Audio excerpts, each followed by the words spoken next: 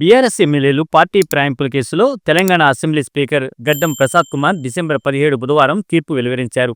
5గురు ఎమ్మెల్యేలపై party ఫిరాయింపుల ఆరోపణలను speaker తోసిపుచ్చారు. వారు పార్టీ ఫిరాయించినట్టు ఎక్కడా ఆధారాలు లేవని స్పష్టం చేశారు. ఆరోపణలు ఎదుర్కొంటున్న ఎమ్మెల్యేలు ప్రకాష్ గౌడ్, గూడెం మహిపాల్ రెడ్డి, అరికిపూడి గాంధీ, బండ్ల కృష్ణమోహన్ రెడ్డి, తెల్ల వెంకట్రావులు ఫిరాయింపులకు పాల్పడలేదని తేల్చి చెప్పారు. బీఆర్ఎస్ వాదనలతో ఏకీభవించని స్పీకర్ 5గురు ఎమ్మెల్యేలపై అనర్హత వేటు వేయడానికి నిరాకరించారు. పార్టీ ఫిరాయింపుల ఎమ్మెల్యేల విషయంలో 4 నెలల్లోగా నిర్ణయం తీసుకోవాలని సుప్రీంకోర్టు గడువు విధించిన నేపథ్యంలో స్పీకర్ తీర్పు వెలువరించారు. మిగతా 5గురు దానం నాగేందర్, కడియం శ్రీహరి, పోచారం శ్రీనివాసరెడ్డి, కాళే యాదయ్య, సంజయ్ కుమార్ల అనర్హత పిటిషన్లపై విచారణ జరిగింది. వీరిలో కడియం, దానం నాగేందర్లు తమ నిర్ణయం చెప్పడానికి స్పీకర్ను కొంత సమయం కోరారు.